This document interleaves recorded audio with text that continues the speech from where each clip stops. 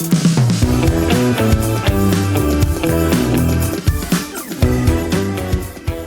à tous et bienvenue dans Bonjour chez vous. Aujourd'hui, on termine cette belle semaine avec un thème très très important et très sérieux pour le coup.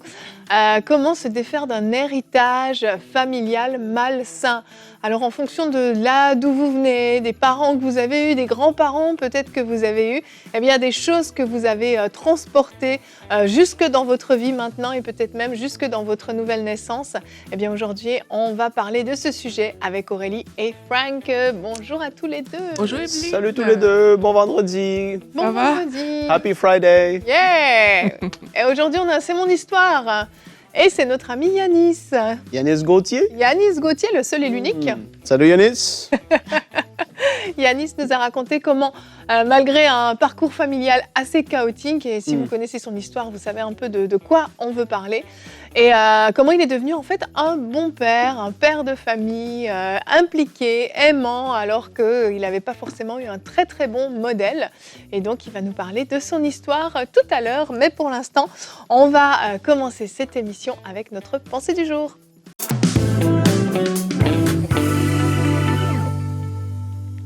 Pour se défaire d'un héritage familial malsain, c'est une question d'identité. La Bible nous dit dans Jean 8 au verset 32, « Vous connaîtrez la vérité et la vérité vous affranchira, vous rendra libre. » Et on voit en fait que plus on va connaître la vérité, plus on aura cette révélation de notre identité, on va comprendre qu'on n'est pas obligé de subir certaines choses, on n'est pas obligé de subir des héritages malsains.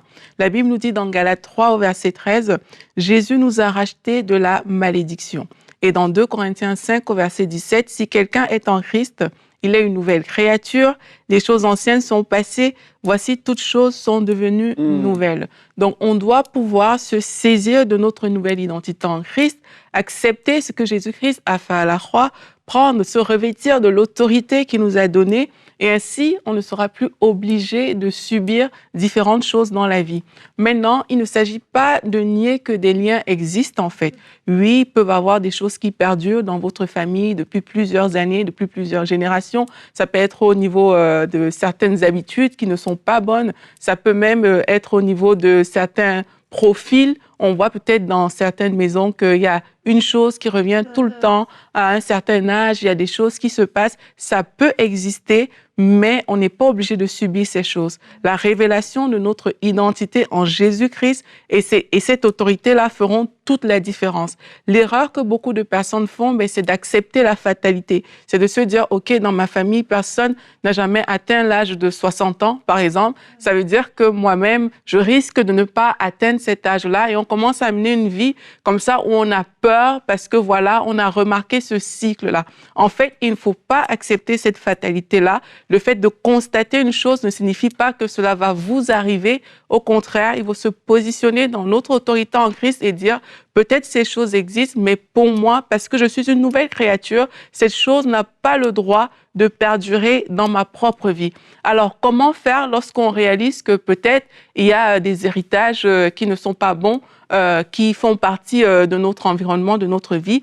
Je vous propose de méditer sur l'œuvre de la croix et de prendre conscience de ces vérités-là. C'est vraiment cette vérité-là qui va libérer. C'est elle qui va te permettre de réaliser qu'en fait, il n'y a pas de quoi avoir peur. Tu as une autorité supérieure à tout ce qui a pu être engagé dans le monde des ténèbres, à tout ce qui s'est fait dans le passé, à des habitudes que tes parents sont transmises, qui sont des mauvaises habitudes. Tu as une autorité sur ces choses-là. Et pour ça, il faut vraiment pouvoir méditer sur ce que Jésus-Christ a fait à la croix pour chacun de nous. Et une fois que vous vous saisissez de ce qu'il a fait à la croix, il faut prendre autorité. Il faut se saisir de cette autorité-là et décider de se défaire de toutes ces choses du passé, en fait. C'est de dire, moi, ça ne m'arrivera pas, je renonce à cette chose-là. Peut-être dans votre famille, il y a de l'alcoolisme de génération en génération. C'est à vous de vous positionner et de dire, je renonce à l'alcoolisme dans ma famille, dans ma maison, parce que je suis une nouvelle création. J'ai le pouvoir de briser ce lien-là et je brise ce lien dans ma vie. Et quand vous avez fait ça, déclarez le règne de l'Esprit de Dieu sur vous.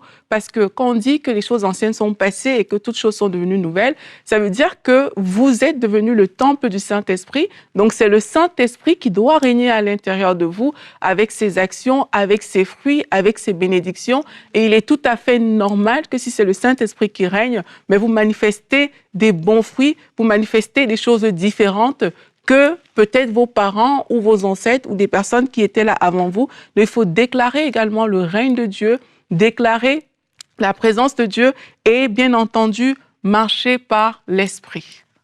Amen. Merci Aurélie. Très complète ta pensée. Tu avais plein de choses à nous partager. Merci pas beaucoup. fini. Et tu n'avais pas fini. En plus, continuera. Ah ouais, continue dans la discussion si tu as d'autres points à partager, c'était excellent. Et aujourd'hui, notre verset du jour est dans 2 Corinthiens 5, 17. On va le regarder ensemble. Si quelqu'un est en Christ, il est une nouvelle créature.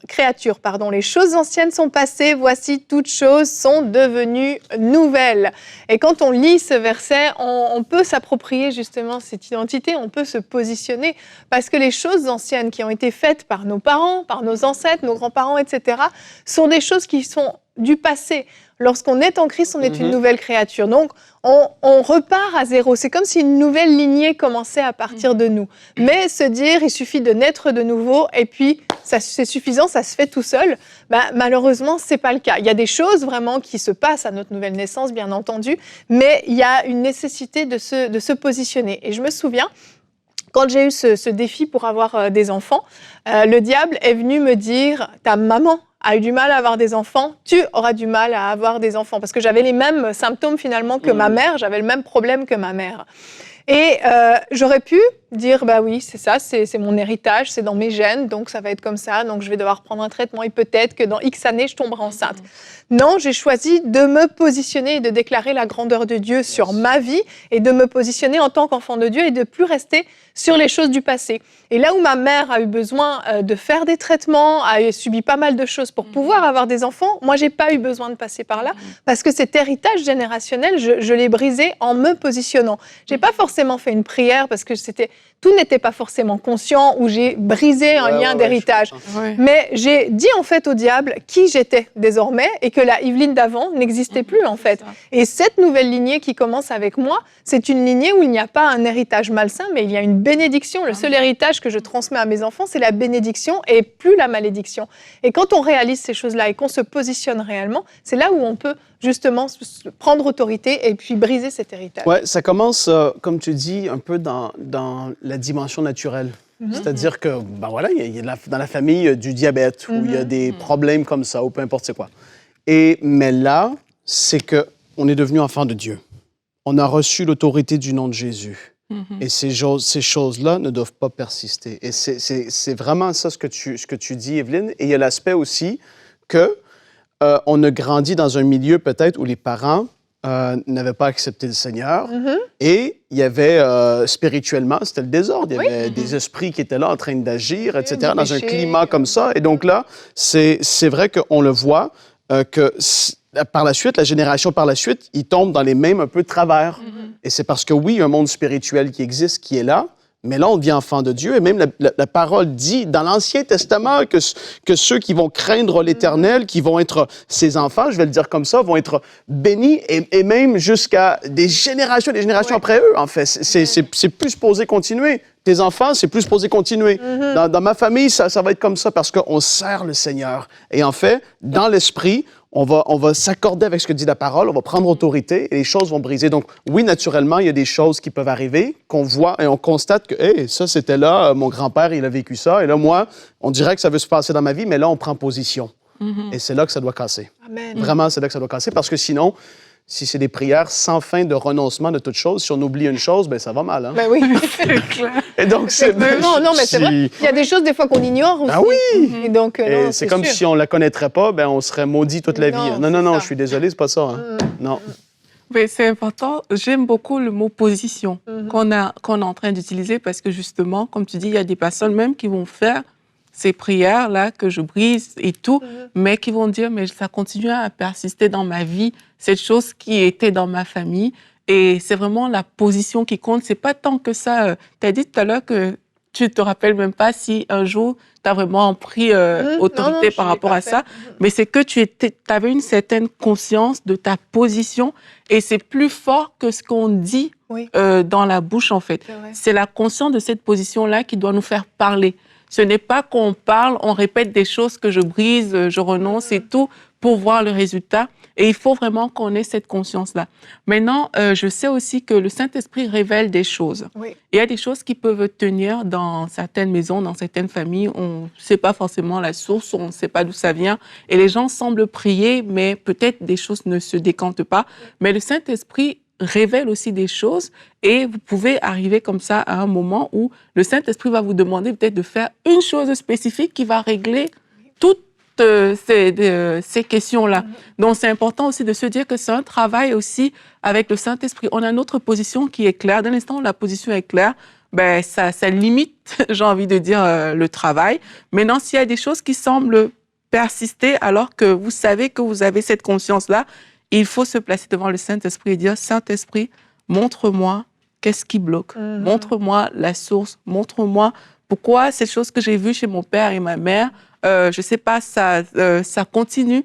Et alors qu'on se tient comme ça avec persévérance, il y a quelque chose qui va se faire. Le Seigneur va faire quelque chose. Et c'est important de le dire aussi pour toutes ces personnes justement qui peut-être depuis des années subissent des choses, prennent autorité. C'est vraiment la position d'abord avant les paroles et le Saint-Esprit aussi. Et il y a certains cas aussi où le Saint-Esprit peut nous guider à nous débarrasser de certains objets, des choses qu'on a héritées, peut-être justement de notre famille, ou des choses qui nous ont été données, qu'on a achetées quelque part. Il y a des choses des fois très terre-à-terre, entre guillemets. Il faut faire le ménage spirituel dans sa maison des fois, et il y a des choses qu'on doit jeter, des livres, n'importe quoi, peu importe l'objet. Si le Saint-Esprit nous pousse et met l'accent sur cette chose, parfois, c'est simplement ça la raison des problèmes qu'on a, de cet héritage malsain qui est accroché dans notre vie. Oui, et souvent, ça va paraître très spirituel de faire des sessions comme ça, de tout briser, de tout renoncer. Mais après, ce qui est très, très, très, très, très spirituel, c'est d'appliquer la parole dans notre vie, très naturellement et de manière très terre-à-terre, et de commencer à changer la façon dont on vit. Et ça va amener un changement dans les générations à venir. C'est-à-dire que dans les couples, c'était comme ça dans le couple de vos parents, vos grands-parents, arrière-grands-parents. Et là, vous allez dire, non, dans mon couple, maintenant, on va appliquer la parole. Ouais. On va s'aimer l'un l'autre. On va se respecter l'un l'autre. Et on se dit, mais c'est tellement simple, mais c'est parce que c'est tellement comme ça, la parole aussi, à quelque part. Donc, c'est pas juste de dire je brise toutes ces choses et que tout va être merveilleux. Si tu changes pas dans ton attitude, ton caractère ne devient pas être celui de Christ, les choses vont pas changer, ta mentalité, tout ça, les choses vont pas changer. Et les gens, ils s'attendent à des fois de tout le temps le surnaturel, miraculeux, one shot. Mais si tu changes pas là-dedans, les choses vont très difficilement changer autour de toi, en fait. Ouais, et ça, c'est très spirituel, malgré que ça peut sembler terre à terre. Mais Dieu nous appelle à appliquer sa parole. Et donc, dans le cas d'Yanis, justement, je vais le laisser... Ça fait la transition. Je fais la transition pour toi, Evelyne. La transition, tu veux ça. Tu sais pas encore tout ce qu'il a dit. Tu n'as pas encore entendu. Alors, mais tu connais son histoire. Oui. Tu voulais ajouter quelque chose, Aurélie? Non, mais c'est que quand Frank parlait, je pensais au verset qui disait que quand un esprit méchant voilà, moi aussi. Si la maison n'est pas...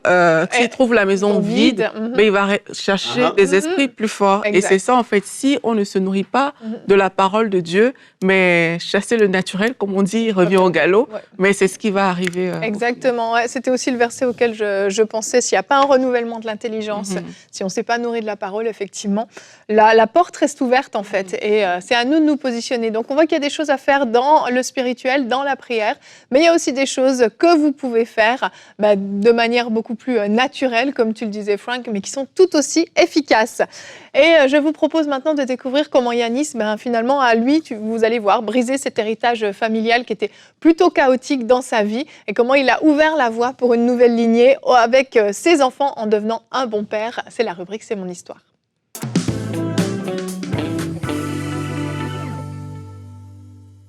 Et on se retrouve pour notre rubrique « C'est mon histoire ». Aujourd'hui, j'ai la joie d'avoir avec moi Yanis Gauthier. Salut Yanis. Bonjour Evelyne, Comment vas-tu? ça va bien? Et Ça toi? va. Ça va, je te remercie. C'est pas la première fois que tu t'assois sur ce beau fauteuil, ce beau canapé, pour me raconter On dit toute tout. ta vie. C'est ce que j'allais dire.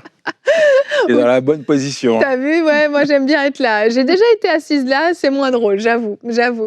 Et aujourd'hui, tu vas nous raconter un peu l'enfance que tu as vécue et comment en fait Dieu a fait de toi un père, un bon père, j'ai envie de dire, de 6 enfants quand même, c'est pas rien.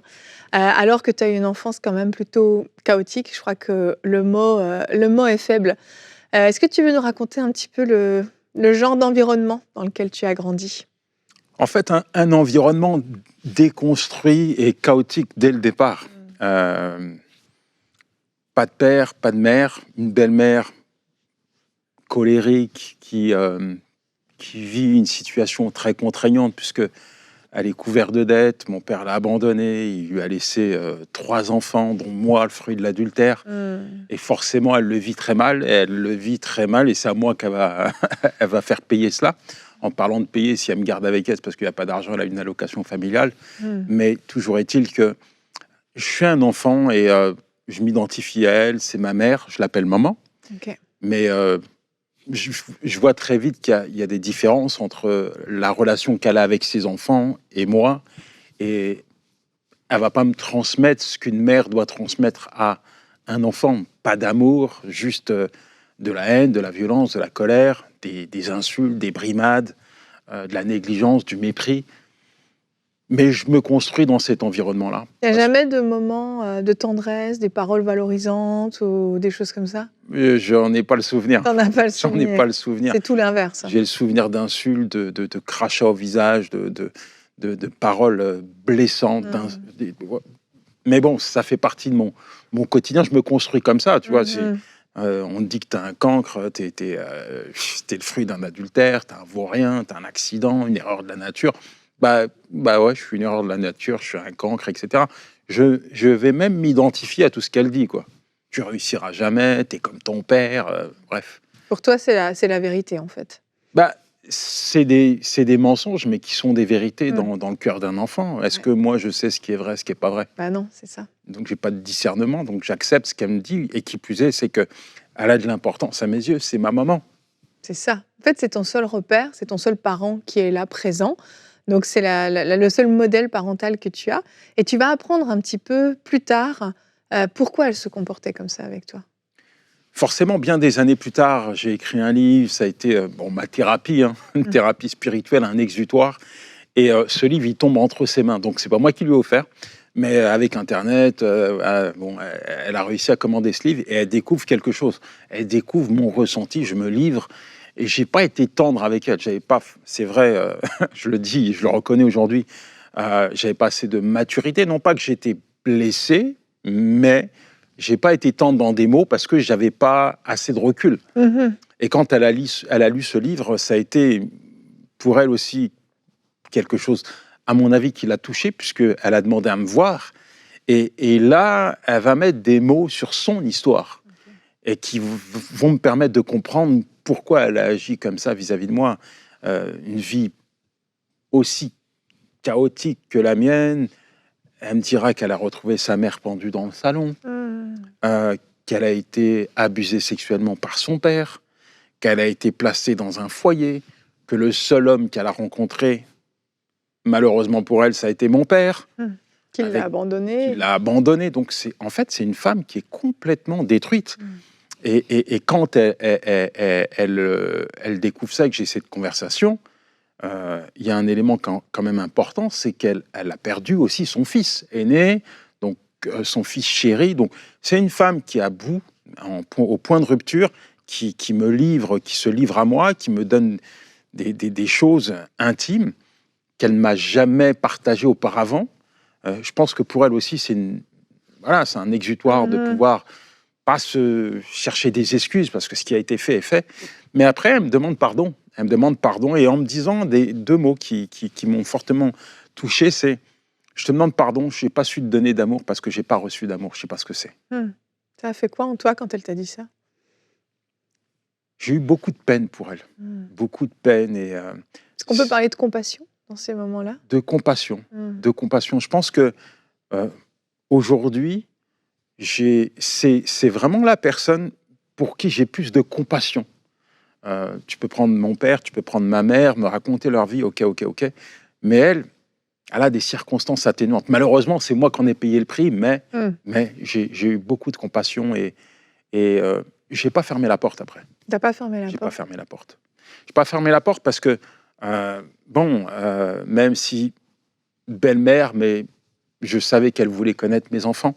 Je n'ai pas fermé la porte non plus pour ma mère, pour mon père. Je leur ai ouvert la porte parce que je me suis dit, parce qu'ils ont peut-être pas réussi avec moi, ils vont peut-être le réussir avec leurs petits-enfants. Voilà. Et avec l'âge, avec la maturité, peut-être que leur vie va changer. Malheureusement, il n'y avait rien qui avait changé. Et puis, je me suis aperçu que c'était une souffrance aussi pour mes enfants d'avoir une grand-mère, d'avoir un grand-père, et puis qui leur donnait rien du tout. Rien du tout, finalement. C'est ça, finalement, un peu comme ils t'avaient traité, quoi. Mais c'était quand même important pour mes enfants de mettre un visage sur un nom, un grand-père, une grand-mère, pour leur équilibre, pour leur construction. Bien sûr. C'est important qu'ils puissent les connaître. Et toi, en tant que père, on connaît un peu ton histoire, les gens la connaissent, mais je te résume brièvement au cas où. Mais donc, tu vas faire de la prison, alors que tu as déjà certains de tes enfants qui sont déjà nés, donc tu as des enfants qui vont venir te visiter en prison. Ensuite, tu vas avoir d'autres enfants, tu vas rencontrer vraiment le Seigneur en prison, tu vas vivre cette vraie rencontre qui va bouleverser ta vie. Mais est-ce que ça suffit pour devenir un bon père, juste de faire cette rencontre avec Dieu? Et est-ce que, par un coup de baguette magique, tu vas devenir un père pour tes enfants? Non, alors la prison, pour moi, c'était une prise de conscience de l'importance d'avoir des enfants. Et j'ai aussi décidé de ne pas rééditer, de ne pas faire vivre à mes enfants ce que moi j'avais vécu. Le temps est passé, Dieu a pris sa place dans mon cœur, forcément, transformation, métamorphose. Je grandis spirituellement, je vois Dieu me guérir mes blessures, me reconstruire. Et me donner aussi une vision, celle d'un père. Je sais qu'on n'est pas père, on devient père. Il y a beaucoup de croyances limitantes qui sont en moi. Ma femme va avoir un rôle exceptionnel puisqu'elle va toujours être là pour me pousser vers le haut. Tu vas y arriver, tu seras un père, tu mérites qu'il t'aime. Tu vois, des fois, il y a des combats. On dit, papa, les enfants viennent, papa, je t'aime. Mais toi, tu te sens pas digne. T'arrivais à leur dire je t'aime à tes enfants? Oui. Moi, j'arrivais à leur dire, mais j'arrive pas à comprendre qu'ils puissent aimer quelqu'un comme moi. On m'a pas aimé, j'ai pas de valeur. C'était recevoir leur amour que tu dis. C'est ça. Et quand je vois mes enfants qui me tendent les bras, pourquoi ils me tendent les bras? Moi, il y a personne qui m'a tendu les bras. J'ai été rejeté. Donc, je vois l'importance que j'ai pour eux. Et ça a été capital pour moi. Et j'ai fait des petites erreurs. Dieu merci, la prison, ça a été la dernière étape, en tout cas de dur et difficile, que j'ai fait vivre à mes enfants. Après quoi, j'ai mis à plat tout ça et j'ai décidé de ne pas faire d'eux des victimes de mon passé, de ne pas les prendre en otage. Donc, forcément, j'ai switché, mais complètement. Et comment tu as fait pour switcher? C'est parce qu'il y a des gens qui essayent d'être des bons parents puis qui n'y arrivent pas. Comment c'est possible? Ben, c'est simple, moi je sais tout ce qui m'a manqué, la présence d'un père, être un papa qui t'amène faire une partie de football, un papa qui t'apprend à faire du vélo, un papa qui t'emmène au restaurant. En fait, tout ce que j'ai pas eu, je leur ai donné. Et j'ai essayé d'inverser, tu vois, j'avais peut-être un avantage, c'est que je savais ce qu'un enfant ressentait dans son cœur. Lorsqu'un père fait une promesse qui ne la tient pas, lorsqu'une mère manque à son rôle, lorsque un je t'aime n'est pas dit, lorsqu'un pardon n'est pas dit, lorsqu'une main n'est pas tendue, lorsqu'il y a une absence, je savais ce que ça générait dans le cœur d'un enfant. Et j'ai veillé à leur donner tout ce que je n'avais pas reçu. Et j'y ai mis toutes mes forces, toutes mes tripes. Et Dieu a eu ce rôle pour moi d'être un père, parce que pas de père, pas de repère. Et forcément, il fallait que j'apprenne ce que c'était un vrai père. Donc, c'est Dieu qui me l'a appris. C'est comment ça? En lisant la parole, tu as découvert son cœur de père? Son cœur de papa. Et aussi, bien sûr, en le voyant agir dans ma vie, en le voyant me réconforter, me consoler, accomplir ses promesses, sa parole, ses engagements. Bref, en étant là, ça a été mon père, ça a été mon coach, mon mentor, tout ce que tu veux. Mais en tout cas, il m'a amené vers le haut. Il m'a fait comprendre que, c'est quoi ton passé? C'est ton passé. Ton présent, il est là et il y a un futur avec tes enfants. Et j'ai des projets pour vous au niveau de votre famille. Et est-ce que le pardon a joué un rôle aussi? Parce que quelqu'un qui est blessé, blesse en général. Tu as dû pardonner ta mère, ton père, ta belle-mère. Est-ce qu'il y a eu ce travail qui a été fait dans ton J'ai cœur? pardonné tout le monde. Tu as pardonné tout le monde. Pardonner tout le monde. C'était une nécessité. Mm. Je ne voulais pas que mes enfants souffrent de mes blessures. Je ne voulais pas développer de l'amertume et avoir des paroles dures sur mes parents, parce que mes enfants n'avaient pas à subir tout ça. Et je ne voulais pas que mes enfants voient mes parents au travers de leurs erreurs. Ouais. Je ne voulais pas ça, et je ne voulais pas non plus montrer à mes parents tout ce qu'ils m'avaient fait de dur et de difficile, quoi. Au travers du pardon, j'ai vu mon père donner sa vie au Seigneur. Waouh. C'est pas rien quand même. Pour moi, Vraiment. voilà, s'il fallait sacrifier, en tout cas, au niveau de douleur, souffrance et tout ce que tu veux, bah, Ça valait le coup. ça valait le coup. Mm. Ça valait le coup. Donc c'est ça, aujourd'hui, tes parents x3, j'ai envie de dire, qu'est-ce qu'ils sont devenus? Donc ton père, tu nous dis, lui, il s'est donné au Seigneur. Il est parti dans la patrie céleste. Mm. Ma belle-mère est décédée. Elle a été à l'église, mais elle a refusé de confier sa vie au Seigneur. Elle est morte triste, isolée, foudroyée par une crise cardiaque. Ma Et mère, tu c'est Seigneur. toute une histoire. Elle s'est réfugiée dans l'alcool pour combler ses souffrances. Et elle est décédée seule dans sa maison. J'ai appris après par une amie à elle que ce qu'elle avait fait avec moi, elle l'avait fait avec un autre enfant qu'elle avait abandonné à la clinique, accouché sous X.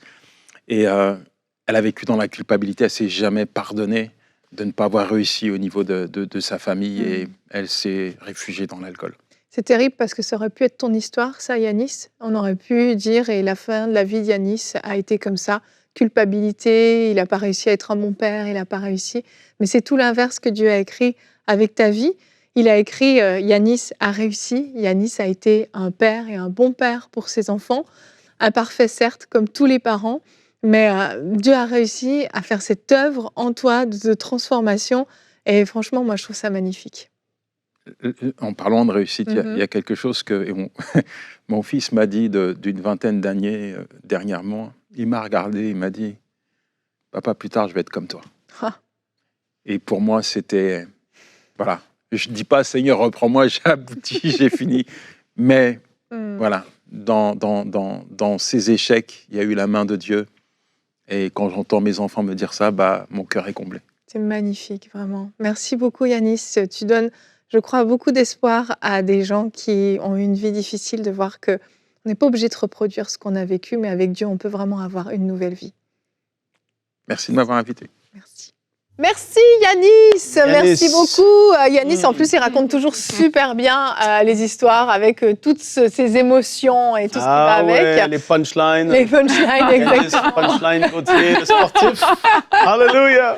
Mais extrêmement encourageant de Oui. se dire qu'on peut avoir un passé comme il a eu et puis réussir dans la vie, réussir sa vie de famille surtout, et puis transmettre un héritage de qualité à ses enfants. Ouais. Et ça, c'est encourageant. Alors, on vous encourage à vous positionner en tant qu'enfant de Dieu, à être ferme, à, oui, certes, vous lever vraiment dans la prière et à prendre autorité et à briser éventuellement des liens familiaux, mais surtout, à vous positionner dans votre identité d'enfant de Christ et puis à renouveler vos mentalités, votre intelligence et à poser des actions qui vont amener un réel changement dans votre vie. On vous souhaite un très bon week-end, un bon culte dans vos églises locales ce dimanche et nous, on se retrouve lundi pour de nouvelles émissions de Bonjour chez vous.